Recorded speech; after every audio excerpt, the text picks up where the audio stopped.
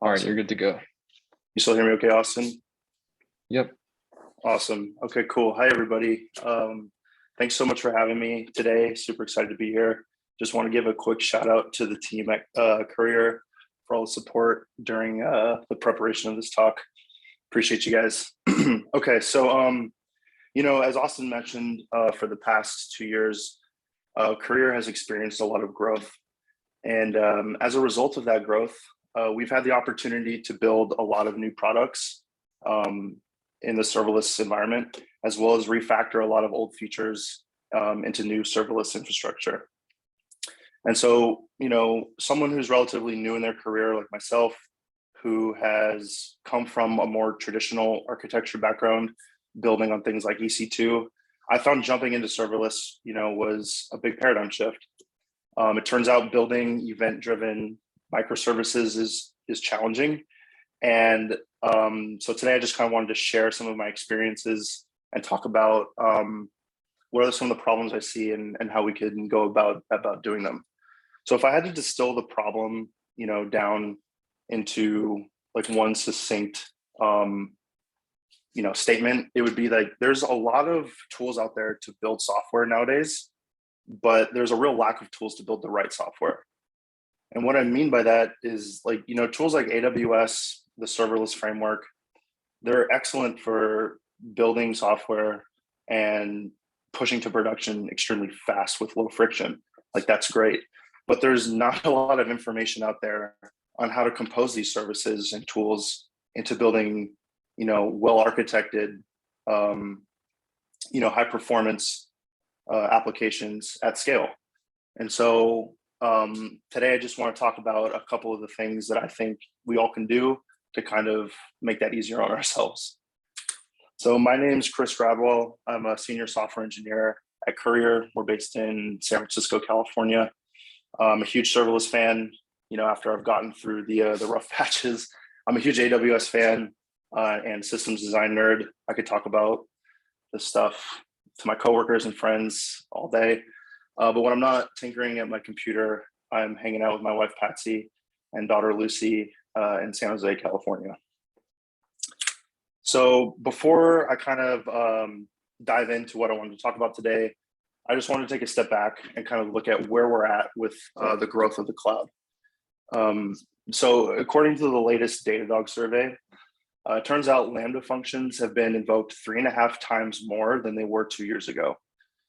According to the Gartner report, public cloud providers are expected to grow at 20+%.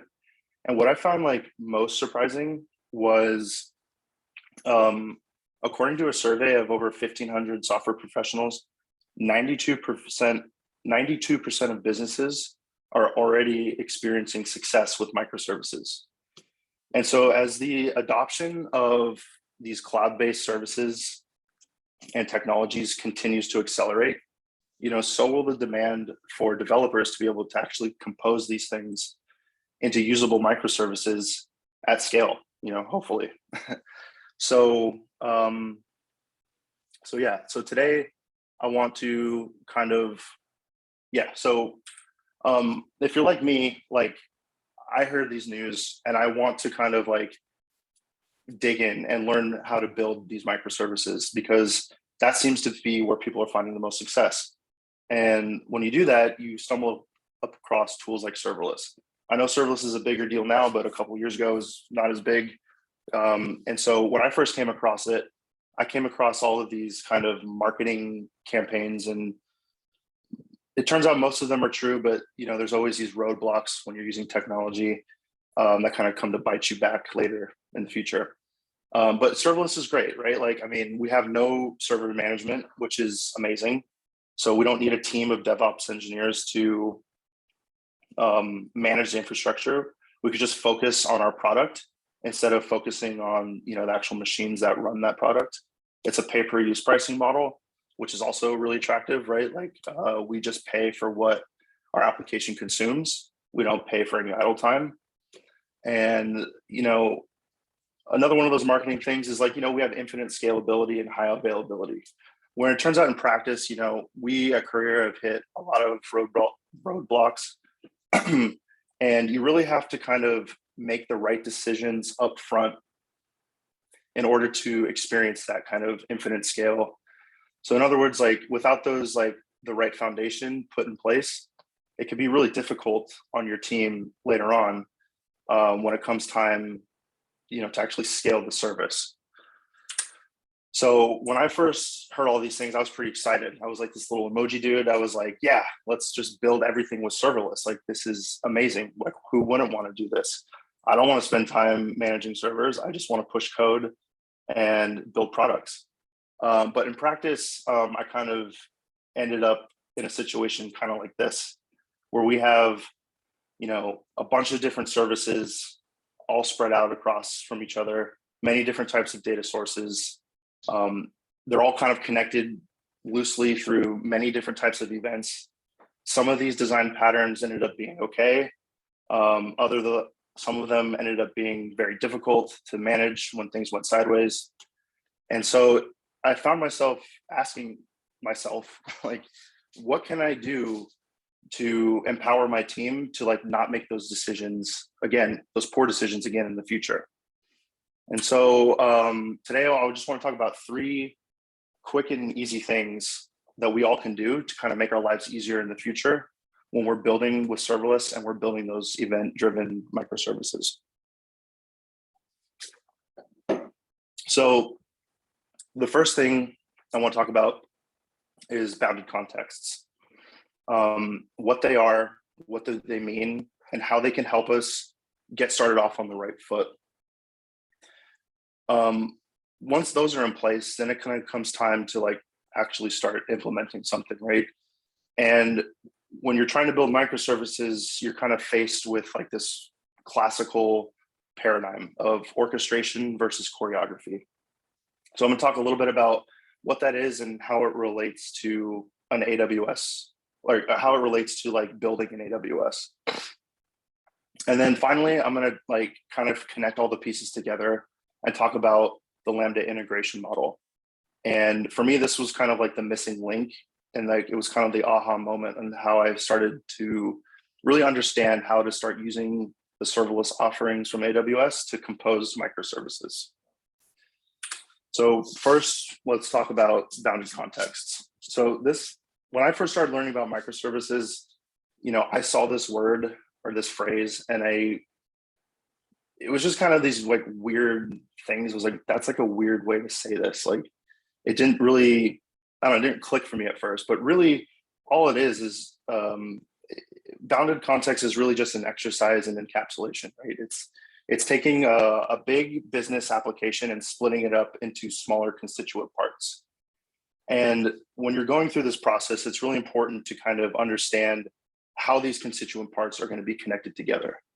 Okay, so like once we understand that, that's not so bad, and like we can deal with that. But I was still like, well, how do I know how to split up my application? Like for any given application, I could come up with a bunch of ways to split it up. And I was kind of looking for the right way to do things so we could set us up for success. But before I discovered this, we did make a lot of these poor decisions up front, and it ended up kind of screwing us later down the road. So it turns out like just using the events themselves is a great way to kind of discover the service boundary, or just to discover this bounded context. So there's a really great talk I found online by a gentleman named Alberto Brandolini. It's from a domain-driven design conference in 2019, I believe. And he titles this talk Event Storming, where he describes this process of, it's kind of this long-winded, complicated process, but it's really informative of how he goes about architecting and discovering these service boundaries so that we can implement them. And I saw this talk, I was really inspired. I went back to it a few times.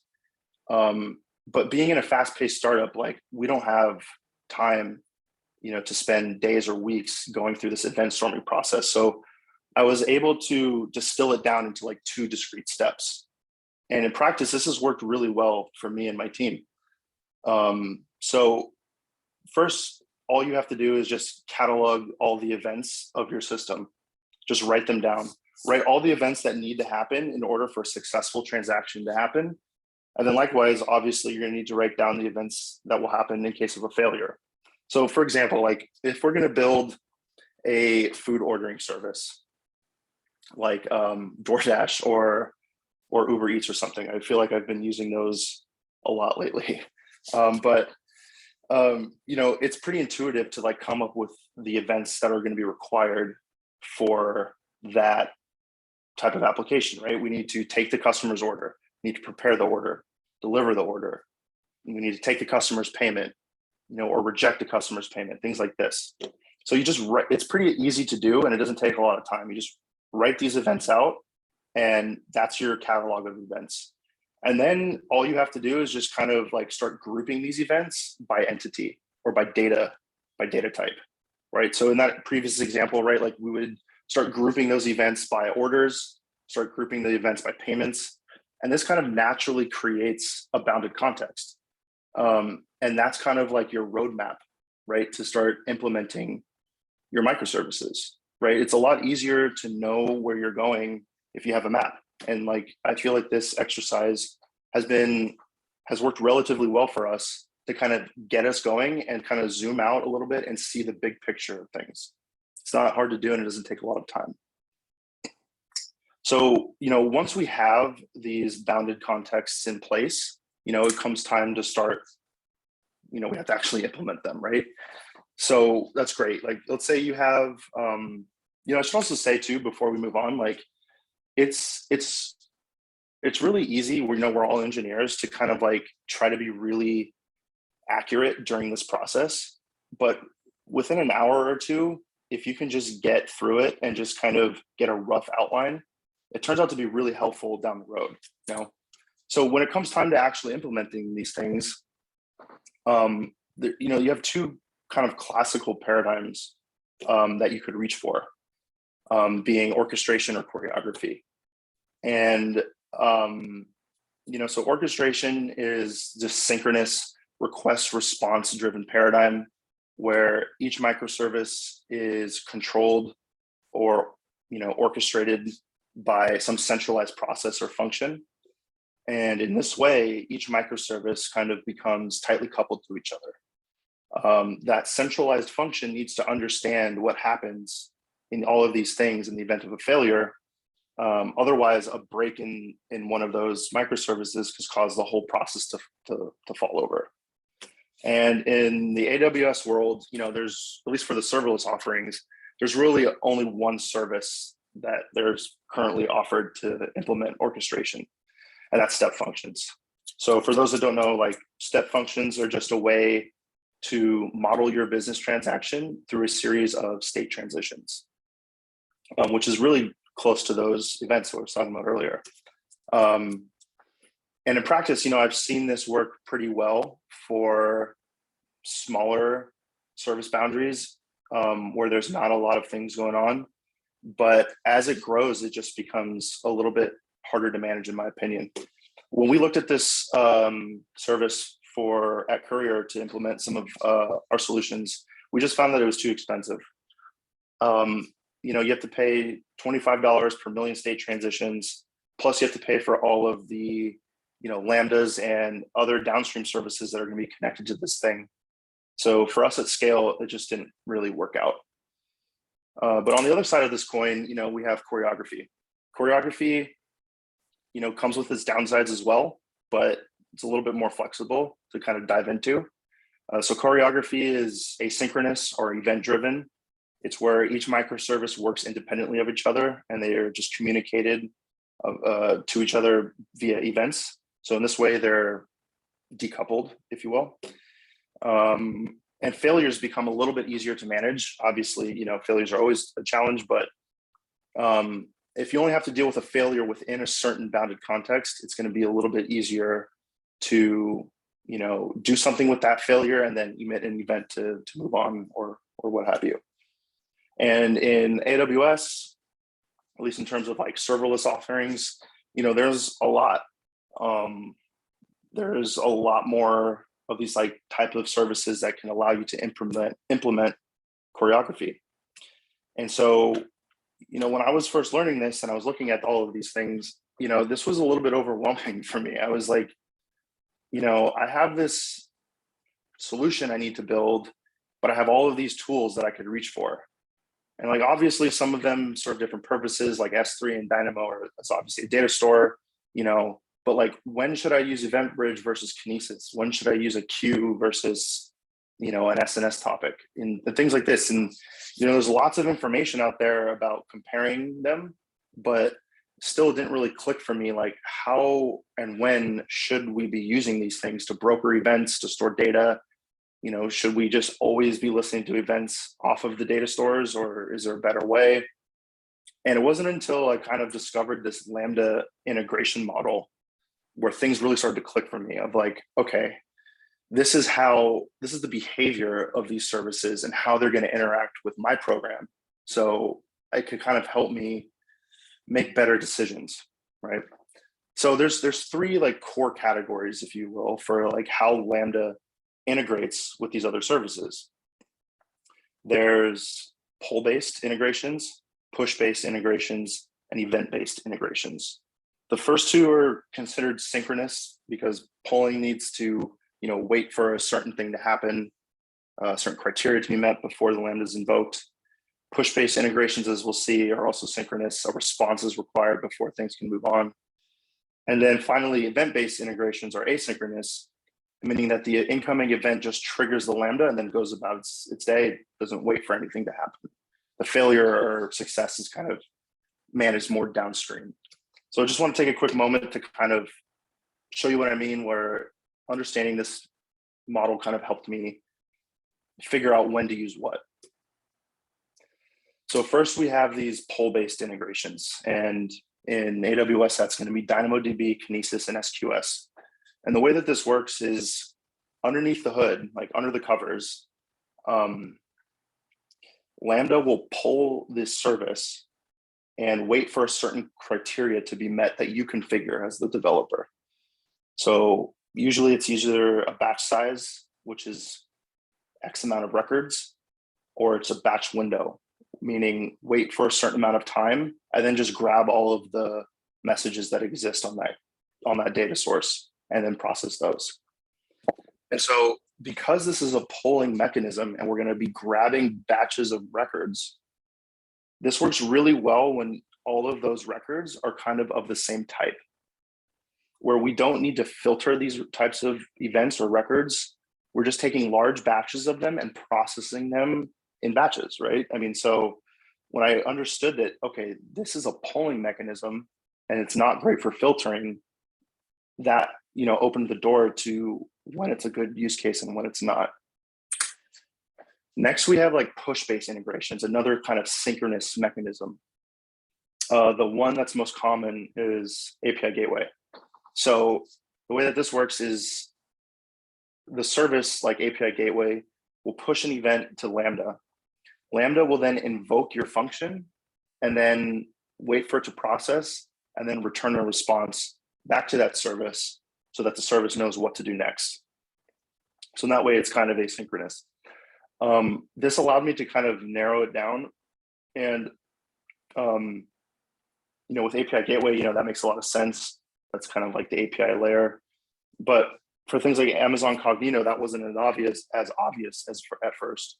And so understanding this kind of a mechanism helped us understand what to do when implementing a solution using that tool. And then finally, we have event-based integrations, which is more of these event brokering types of services. And the way that these work is that they literally just invoke your function. There's not a whole lot else to it.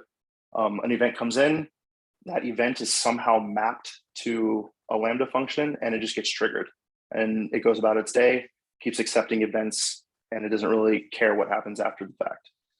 And so as opposed to the polling type services, these services work really well when you have a lot of different types of events, right? When you need to filter many different types of events and distribute those events to many downstream consumers, these types of services will really help you do that. So things like EventBridge, you, the developer, configure what's called rules that you set up a schema and you say, hey, Lambda function A, when this schema comes through the event bridge, you need to execute. And you do that for each one of your downstream Lambdas that are connected to event bridge. And same thing with like SNS and S3. You can kind of configure what the event shape is, and then that is what decides to trigger, many Lambdas downstream. So this works really well when you have a lot of different types of events and you need to broker those events to many downstream consumers. Cool. So, putting it all together again in like kind of the whole purpose of this talk, this is just kind of how, this is kind of like my learnings, my understandings of what it took to start thinking more in terms of serverless mentality. And these types of things are the things that I wish that I would have known when I first started using serverless, which was a new technology for me. So just as a quick recap, we talked about events and bounded contexts.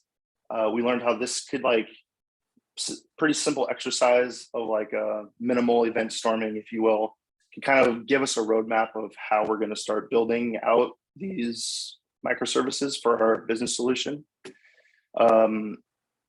Then next, when it comes time to start implementing these things, you have to kind of think about, well, am I going to orchestrate these, or am I going to use choreography to kind of implement my solution?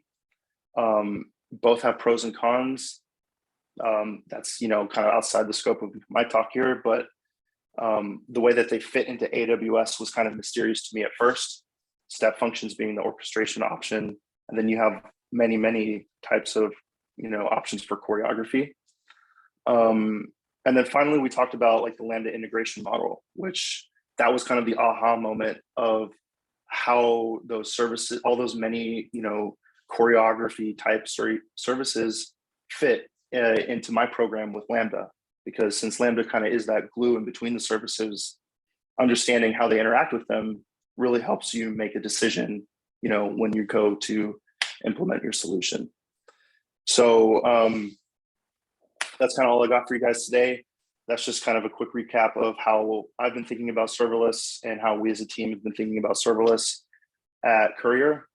I just want to thank you all so much for being here today and hearing me ramble about my learnings. It'd be really cool if you guys, want to reach out on the interwebs. I have a Twitter, I have a LinkedIn. Hit me up. I'd love to talk serverless or system design stuff with you anytime. And if there's any questions, I'll hang around here a little bit. And yeah. But anyways, thank you so much. Looks like Ken raised his hand on Zoom. You had a question, Ken? Yeah, thanks, Austin. Thanks, Chris. That was a great presentation. Yeah, we've just started using serverless over the last 6 months for a new prototype project. And I wanted to get your recommendations on best practice for database credentials. And we're using a Postgres, SQL, data store, and then Lambda functions with the API gateway. And we've done some research. We know that AWS has a variety of environmental and variable stores, some more secure, but a little more pricey. So yeah, I would love to get your thoughts on that. You mean just like the credentials to access your instance? Correct. Yeah. Yeah. I mean, obviously it's going to depend on like your business requirements and like what you need. There's a few different options out there for Lambda. If you need something really secure, you can use SSM and the parameter store. You can actually encrypt those with another service called KMS. And then you could use, there's a few different tools out there depending on your language that you can kind of seamlessly integrate those with Lambda and just use those secrets at it'll manage that encryption and grabbing those secrets for you. And you can just use them as environment variables. That's something if you need a little bit more, security oriented type solution. If it depends on your situation, I mean, you could always put them in your CI/CD. Sure. Just to give you a feel for needed level of security. So we have name, email, cell phone, but no social or finance information. So that's kind of the base data. Okay. Yeah, I mean, I would check out SSM. I mean, there's additional costs with that, obviously. Or if you could just store them in your environment, that could work too. It kind of just depends on what level of security you're looking for. Cool. And then we're using the serverless tool, and let's see, in terms of doing scripts to create and build, store and store environment variables. Are there any good resources that you've come across? Like you were saying, there doesn't always seem to be a lot of documentation for specific aspects like that. Yeah, so in my specific runtime, we're using Node.js for a lot of our things. Yep, us too. There's a really great middleware called MIDI.js, and that you just wrap your Lambda, you provide it some like IAM policies, and that has access to your secrets. And then it works really well. You can do validation and all sorts of interesting things with MIDI. I've used that in a few projects, and that's worked really well. Oh, that sounds really good. Would you mind spelling that for me? Yeah, I could drop it in the chat so that way everyone could kind of see it. It's MIDI.js, like MIDI.js, I believe. I think if you just Google that, you'll find it. Oh, perfect. It's a pretty cool solution. At Courier, we kind of borrowed something like this and kind of rolled our own, but the middleware solution works pretty well for it. And what's cool about this is you could make it so that each Lambda has only access to certain things, which is always a positive. Oh yeah, that sounds great. I will take that out or check that out. Thanks very much. Awesome, cool. Thanks, Ben.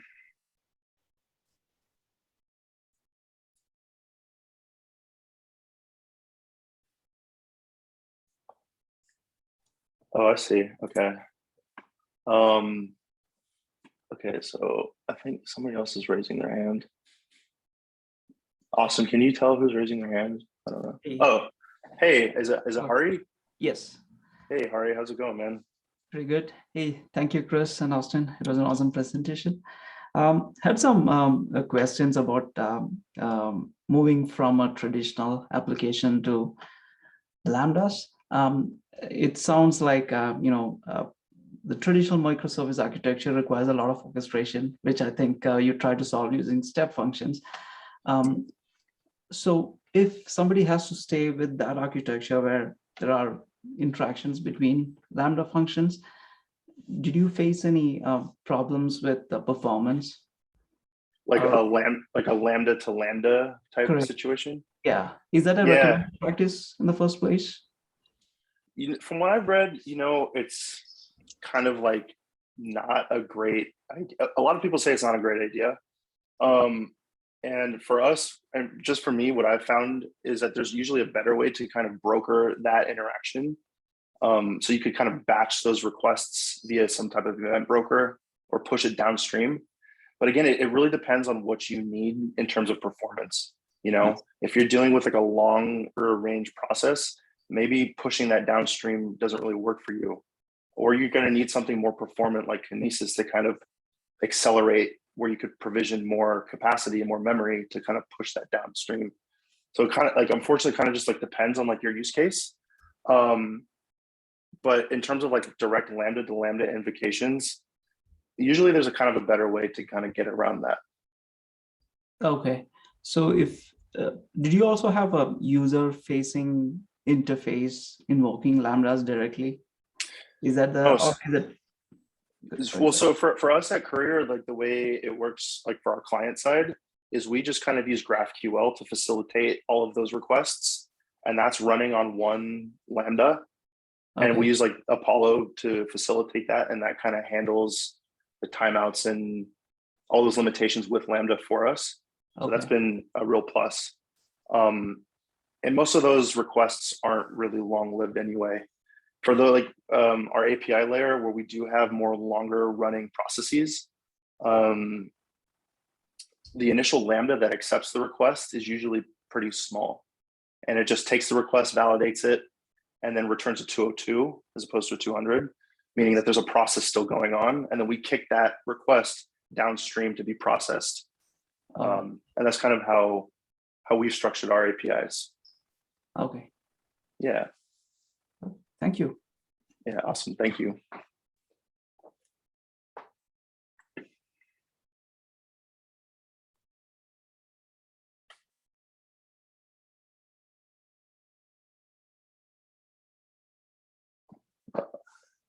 Yo, shout out to Micah and Suhas in the chat. I see you guys.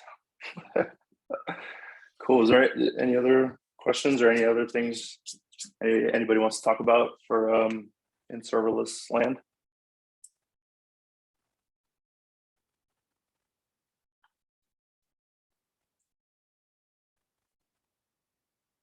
Going once, going twice. Oh, there you go. Good Another job, question. Chris. Thanks, Suhas. Appreciate you, man. Ken, did you have another question? I do actually. Yeah, one of Cool. the things we ran into is, so in terms of communication between the Lambda functions and the PostgreSQL, we were working to whitelist them, and it was pretty easy to just using the AWS interface to set that up, and the VPN between the Lambda function and the database.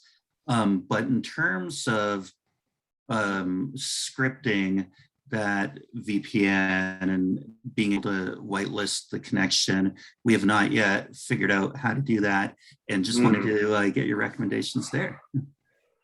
I unfortunately don't have any recommendations there. I don't have a lot of experience working inside of VPNs or whitelisting like database connections like that.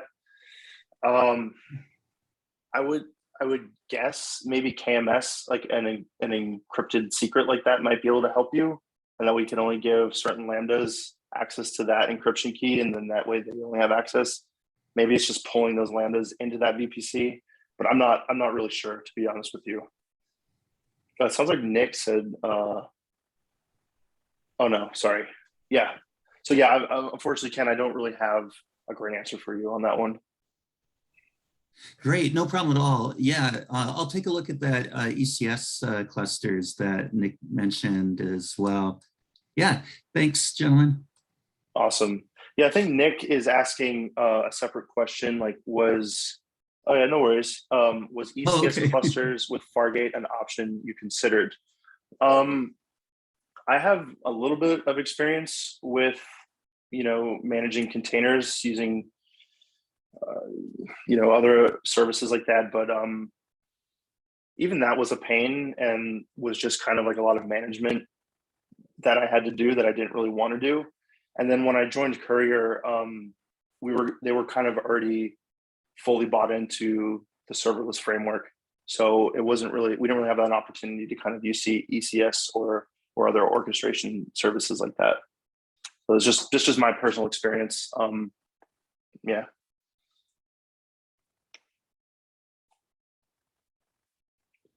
Cool. Yeah, thank you, Nick.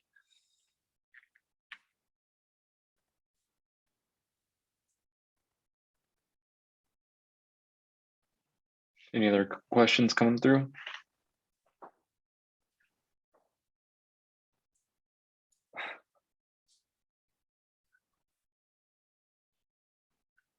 Sweet. Well, if you guys have any more questions, we can hang on for like another minute or so. Otherwise, we can close this out. And there's a question that I had from Alex, if we were gonna have any in-person meetups in Denver. I don't have a venue right now, unfortunately. After COVID, I lost my other spots, my connections, got new jobs. So I would like to do in-person meetups as well, because being on a live stream is a little bit weird, but it'd be nice to be in person and socialize a little bit. So maybe at the beginning of next year we can work something out. Since it's like end of the year, probably not going to happen this year, to answer your question. Yeah. Okay. Ditto on Austin. that. Ditto on that, Austin. I definitely miss going to, live meetups, but hopefully sometime soon. I'd love to come out to Denver and hang out with y'all. Yeah, definitely. There's a bunch of meetups out here that, or at least used to be, like they had a bunch of happy hours and all that, which I think moved online mostly. But now that hopefully things are getting better pandemic wise, maybe we could get back in person. So. Yeah, for sure. Hope for the We best. would, yeah, and I think the company I work for would be happy to sponsor in-person one too, or a happy hour of some sort. Well, there we go. Who was it that said that? This is Alex Sweetser. Okay, sweet. Yeah, let me I will connect with you after this. Maybe we can set something up because yeah, I don't have a venue right now. That's why I haven't gotten in person. Okay. I also haven't reached out for a venue either, so that doesn't help. Yeah, the holidays coming up. It's probably tough. Yeah, for sure. Well, sweet. Anybody have any other questions? Otherwise, we can call this a wrap.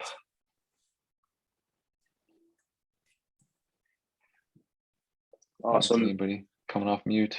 Well, thanks for doing the talk, Chris. It's like really awesome. Glad you shared all this with us. So appreciate it. Yeah. If you ever want to come back, like feel free to reach out. Yeah, I'd love to. Thanks again for having me, and thank you all for being here. I really appreciate you guys.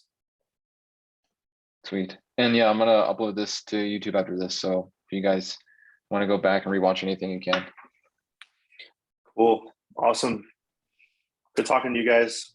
Talk to you Cool. soon. Have a good night. Thanks, everyone. Thank you. Bye. Thank you. Thanks, everyone.